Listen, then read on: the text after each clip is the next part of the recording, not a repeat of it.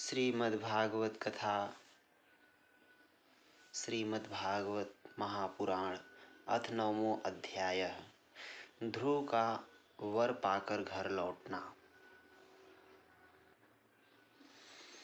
श्री मैत्रेय जी कहते हैं, विदुर जी, भगवान के इस प्रकार आश्वासन देने से देवताओं का भय जाता रहा और वे उन्हें प्रणाम करके स्वर्गलोक को चले गए।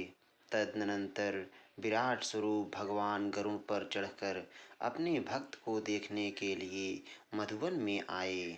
उस समय ध्रुव जी तीव्र योगाभ्यास से एकाग्र हुई बुद्धि के द्वारा भगवान की बिजली के समान देदीप्यमान जिस मूर्ति का अपने हृदय कमल में ध्यान कर रहे थे, वह सहसा विलीन हो गई।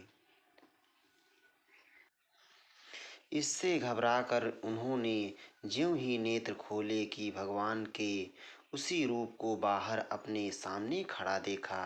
प्रभु का दर्शन पाकर बालक ध्रुव को बड़ा कुतूहल हुआ। वे प्रेम में अधीर हो गए। उन्होंने पृथ्वी पर दंड के समान लौटकर उन्हें प्रणाम किया। फिर वे इस प्रकार प्रेम भरी दृष्टि से उनकी ओर देखने लगे मानो नेत्रों से उन्हें पी जाएंगे, मुख से चूम लेंगे और भुजाओं में कस लेंगे। वे हाथ जोड़े प्रभु के सामने खड़े थे और उनकी स्तुति करना चाहते थे, परंतु किस प्रकार करें यह नहीं जानते थे। सर्व अंतर्यामी हरि उनके मन की बात जान गए। उन्होंने कृपा पूर्वक अपने वेदमय शंख को उनके गाल से छुआ दिया। ध्रुव जी भविष्य में अविचल पद प्राप्त करने वाले थे। इस समय शंख का स्पर्श होते ही उन्हें वेदमयी दिव्यवाणी प्राप्त हो गई और जीव तथा ब्रह्म के स्वरूप का भी निश्चय हो गया। वे अत्यंत भक्तिभाव से धैर्य पूर्वक विश्वविख्यात कीर्तिमान श्री हरि की स्तुति करने लगे। ध्रुव जी ने कहा, प्रभु, आप सर्वशक्ति संपन्न हैं। आप ही मेरे अंतःकरण में प्रवेश कर अपने तेज से मेरी इस सोई हुई वाणी को सजीव करते हैं तथा हाथ, पैर, कान और त्वचा आदि अन्य इंद्रियों एवं प्राणों को भी चेतनता देते हैं। मैं आपकी अंतर्यामी भगवान को प्रणाम करता हूँ। भगवान, आप एक ही हैं, परंतु अपनी अनंत गुणमयी माया शक्ति से इस महदादि संपूर्ण प्रपंच को रचकर अंतर्यामी रूप से उसमें प्रवेश कर जाते हैं और फिर इसके इंद्रियादि असत गुणों में उनके अधिष्ठात्री देवताओं के रूप में स्थित होकर अनेक रूप भासते हैं। ठीक वैसे ही जैसे तरह तरह की लकड़ियों में प्रकट हुई आग अपनी उपाधियों के अनुसार भिन्न भिन्न रूपों में भासती है। नाथ, सृष्टि के आरंभ में ब्रह्मा जी ने भी आपकी शरण लेकर आपके दिए हुए ज्ञान के प्रभाव से ही इस जगत को सोकर उठे हुए पुरुष के समान देखा था। दीनबंधो, उन्हीं आपके चरण तल का मुक्त पुरुष भी आश्रय लेते हैं। कोई भी कृतज्ञ पुरुष उन्हें कैसे भूल सकता है। प्रभु, इन सौतुल्य शरीरों के द्वारा भोगा जाने वाला इंद्रिय और विषयों के संसर्ग से उत्पन्न सुख तो मनुष्यों को नरक में भी मिल सकता है। जो लोग इस विषय सुख के लिए लालायित रहते हैं और जो जन्म मरण के बंधन से छुड़ा देने वाले कल्पतरु स्वरूप आपकी उपासना भगवत प्राप्ति के सिवा किसी अन्य उद्देश्य से करते हैं, उनकी बुद्धि अवश्य ही आपकी माया के द्वारा ठगी गई है। नाथ, आपके चरण कमलों का ध्यान करने से और आपके भक्तों के पवित्र चरित्र सुनने से प्राणियों को जो आनंद प्राप्त होता है, वह निज आनंद स्वरूप ब्रह्म में भी नहीं मिल सकता। फिर जिन्हें काल की तलवार काटे डालती है, उन स्वर्गीय विमानों से गिरने वाले पुरुषों को तो वह सुख मिल ही कैसे सकता है। अनंत परमात्मन, मुझे तो आप इस विशुद्ध हृदय महात्मा भक्तों का संग दीजिए, जिनका आप में अविच्छिन्न भक्तिभाव है। उनके संग में मैं आपके गुणों और लीलाओं की कथा सुधाओं को पी पी कर उन्मत्त हो जाऊंगा और सहज ही इस अनेक प्रकार के दुखों से पूर्ण भयंकर संसार सागर के उस पार पहुंच जाऊंगा।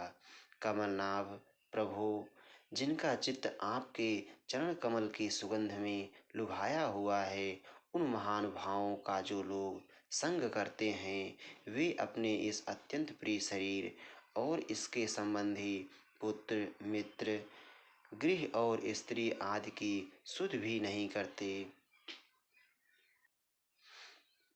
अजन्मा परमेश्वर, मैं तो पशु वृक्ष पर्वत पक्षी सरीसृप सर्प आदि रेंगने वाले जंतु देवता दैत्य और मनुष्य आदि से परिपूर्ण तथा महदादि अनेकों कारणों से संपादित आपके इस सदात्मक स्थूल विश्वरूप को ही जानता हूँ। इससे परे जो आपका परम स्वरूप है, जिसमें वाणी की गति नहीं है, उसका मुझे पता नहीं है।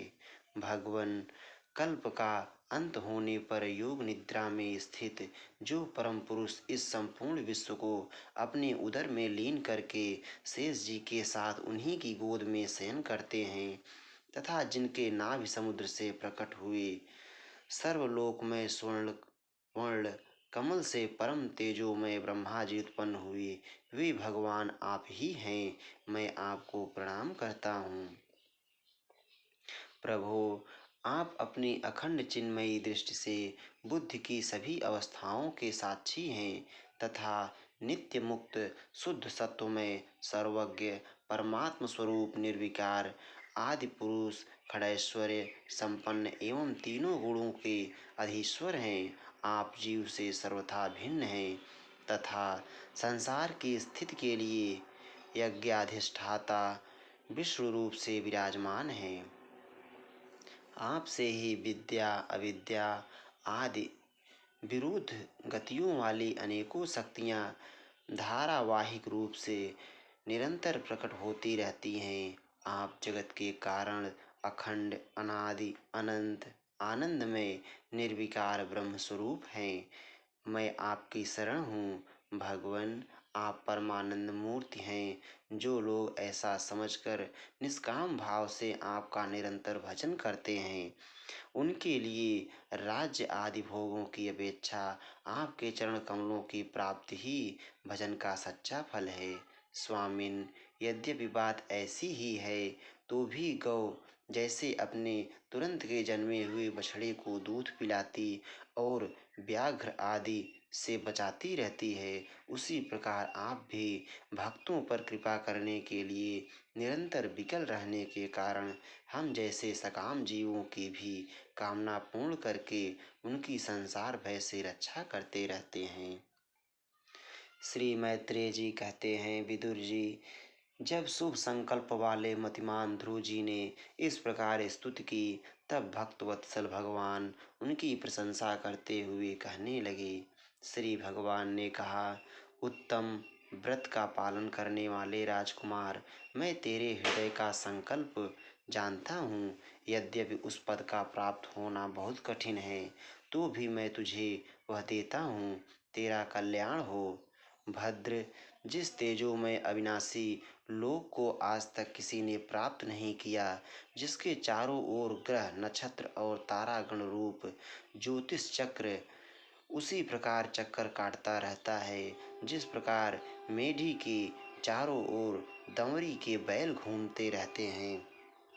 यहाँ पे मेढी का अर्थ यह है, कटी हुई फसल धान गेहूँ आदि को कुचलने के लिए घुमाए जाने वाले बैल जिस खंभे में बंधे रहते हैं, उसका नाम मेढी है। अवान्तर कल्प पर्यंत रहने वाले अन्य लोकों का नाश हो जाने पर भी जो स्थिर रहता है तथा तारागण के सहित धर्म अग्नि कश्यप और शुक्र आदि नक्षत्र एवं सप्त ऋषिगण जिसकी प्रदक्षिणा किया करते हैं, वह ध्रुव लोक मैं तुझे देता हूँ। यहाँ भी जब तेरे पिता तुझे राज सिंहासन देकर वन को चले जाएंगे, तब तू 36,000 वर्ष तक धर्म पूर्वक पृथ्वी का पालन करेगा। तेरी इंद्रियों की शक्ति ज्यों की त्यों बनी रहेगी। आगे चलकर किसी समय तेरा भाई उत्तम शिकार खेलता हुआ मारा जाएगा। तब उसकी माता सुरुचि पुत्र प्रेम में पागल होकर उसे वन में खोजती हुई दावानल में प्रवेश कर जाएगी। यज्ञ मेरी प्रिय मूर्ति है। तू अनेकों बड़ी बड़ी दक्षिणाओं वाले यज्ञों के द्वारा मेरा यजन करेगा तथा यहाँ उत्तम उत्तम भोग भोग कर अंत में मेरा ही स्मरण करेगा। इससे तू अंत में संपूर्ण लोकों के वंदनीय और सप्तऋषियों से भी ऊपर मेरे निज धाम को जाएगा, जहाँ पहुँच जाने पर फिर संसार में लौट कर नहीं आना होता है। श्री मैत्रेय जी कहते हैं, बालक ध्रुव से इस प्रकार पूजित हो और उसे अपना पद प्रदान कर भगवान श्री गरुड़ ध्वज उसके देखते देखते अपने लोक को चले गए।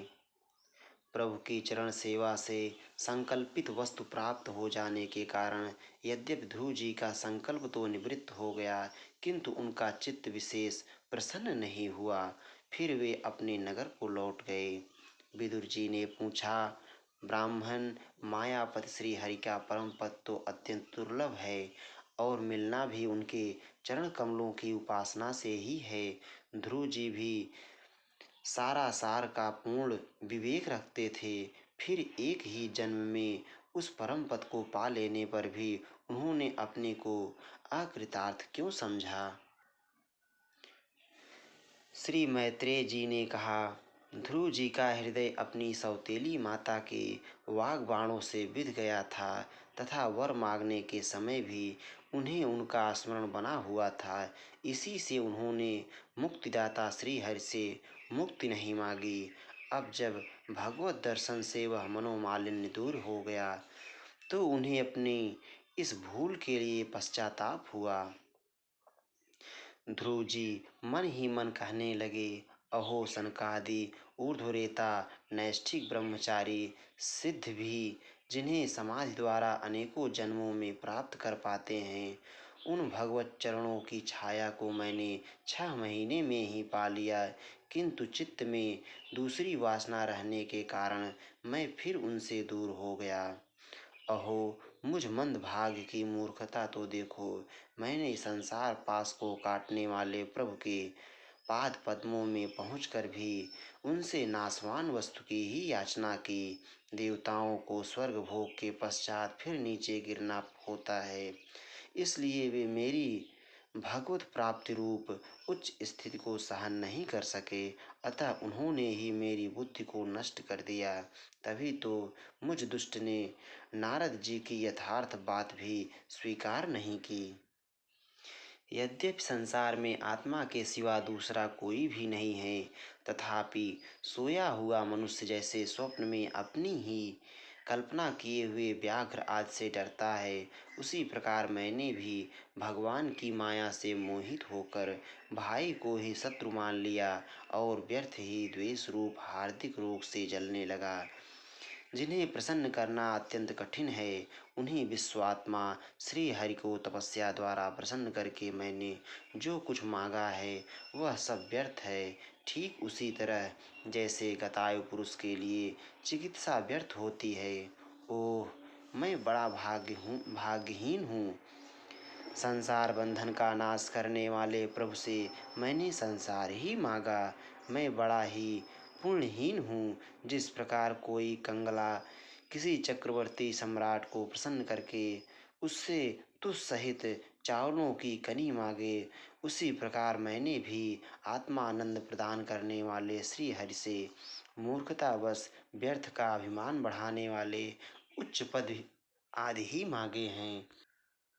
श्री मैत्रेय जी कहते हैं, तात तुम्हारी तरह जो लोग श्री मुकुंद पादारविंद मकरकंद मकरंद के ही मधुकर हैं, जो निरंतर प्रभु के चरण रज का ही सेवन करते हैं और जिनका मन अपनी आप आई हुई सभी परिस्थितियों में संतुष्ट रहता है, वे भगवान से उनकी सेवा के सिवा अपने लिए और कोई भी पदार्थ नहीं मांगते। इधर जब राजा उत्तानपाद ने सुना कि उनका पुत्र ध्रुव घर लौट रहा है, तो उन्हें इस बात पर वैसे ही विश्वास नहीं हुआ जैसे कोई किसी के यमलोक से लौटने की बात पर विश्वास ना करे। उन्होंने यह सोचा कि मुझ अभागे का ऐसा भाग्य कहाँ। परंतु फिर उन्हें देवर्षि नारद की बात याद आ गई। इससे उनका इस बात में विश्वास हुआ और वे आनंद के वेग से अधीर हो उठे। उन्होंने अत्यंत प्रसन्न होकर यह समाचार लाने वाले को एक बहुमूल्य हार दिया। राजा उत्तानपाद ने पुत्र का मुख देखने के लिए उत्सुक होकर बहुत से ब्राह्मण कुल के बड़े बूढ़े मंत्री और बंधुजनों को साथ लिया तथा एक बढ़िया घोड़ों वाले सुवर्ण जटित रथ पर सवार होकर वे झटपट नगर के बाहर आए। उनके आगे आगे वेद ध्वनि होती जाती थी तथा शंख, दुंदुभि एवं वंशी आदि अनेकों मांगलिक बाजे बजते जाते थे। उनकी दोनों रानियां सुनुति सुनीति और सुरुचि भी सुवर्णमय आभूषणों से विभूषित हो राजकुमार उत्तम के साथ पालकियों पर चढ़कर चल रही थीं। ध्रुव जी उपवन के पास आ पहुँचे। उन्हें देखते ही महाराज उत्तानपाद तुरंत रथ से उतर पड़े। पुत्र को देखने के लिए वे बहुत दिनों से उत्कंठित हो रहे थे। उन्होंने झटपट आगे बढ़कर प्रेमातुर हो लंबी लंबी सांसें लेते हुए ध्रुव को भुजाओं में भर लिया। अब ये पहले के ध्रुव नहीं थे। प्रभु के परम पुनीत पाद पद्मों का स्पर्श होने से इनके समस्त पाप बंधन कट गए थे। राजा उत्तानपाद की एक बहुत बड़ी कामना पूर्ण हो गई।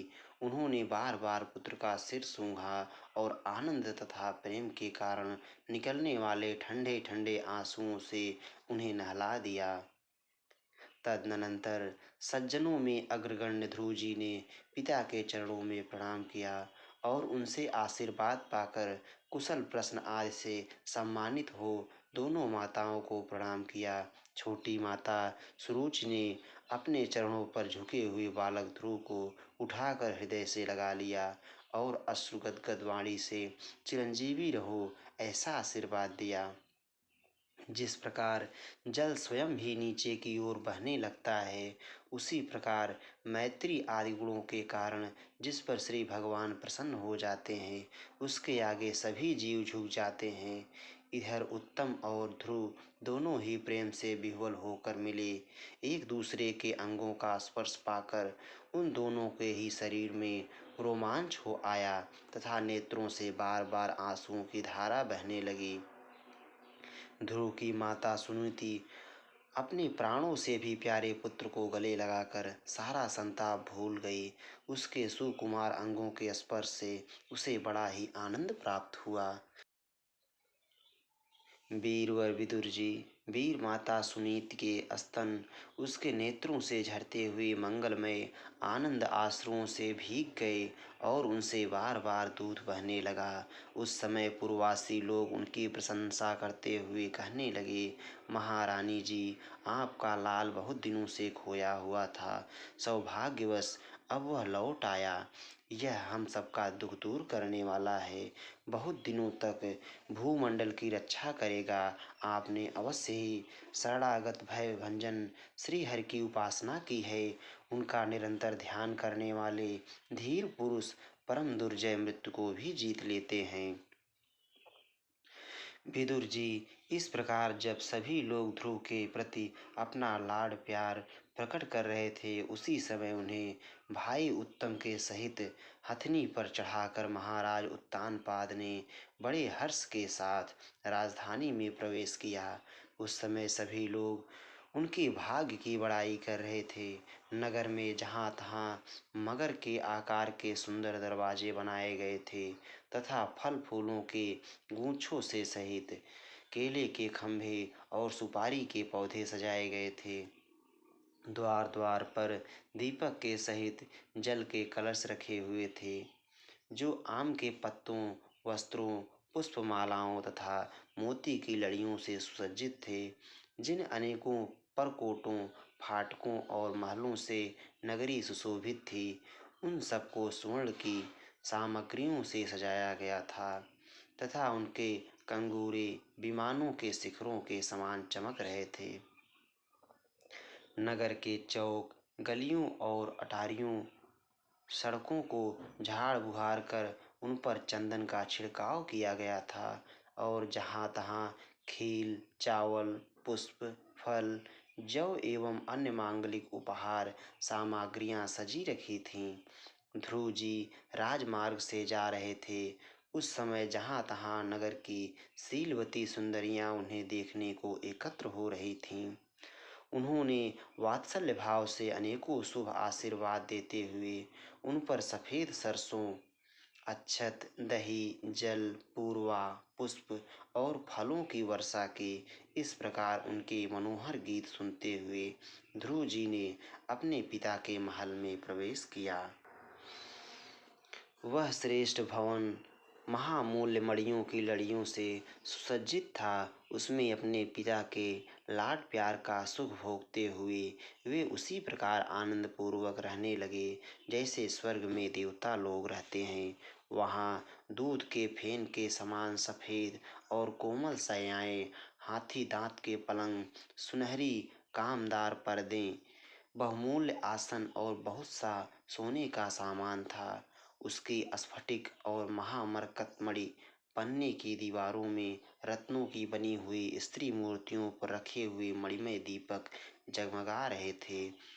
उस महल के चारों ओर अनेक जाति के दिव्य वृक्षों से सुशोभित उद्यान थे, जिनमें नर और मादा पक्षियों का कलरव तथा मतवाले भंवरों का गुंजार होता रहता था।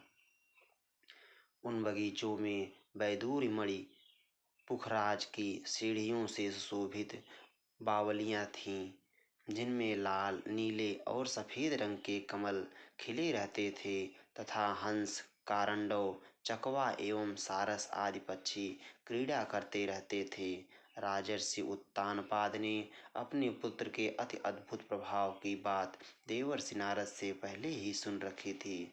अब उसे प्रत्यक्ष वैसा ही देखकर उन्हें बड़ा आश्चर्य हुआ। फिर यह देखकर कि अब ध्रुव तरुण अवस्था को प्राप्त हो गए हैं, अमात्य वर्ग उन्हें आदर की दृष्टि से देखते हैं तथा प्रजा का भी उन पर अनुराग है। उन्होंने उन्हें निखिल भूमंडल के राज्य पर अभिषिक्त कर दिया और आप वृद्धावस्था आई जानकर आत्मस्वरूप का चिंतन करते हुए संसार से विरक्त होकर वन को चल दिए। इति श्रीमद्भागवते महापुराणे पारमहंस्यां संहितायां चतुर्थस्कन्धे ध्रुवराज्याभिषेकवर्णनं नाम 9मोऽध्यायः। श्रीराधावल्लभ लाल की जय।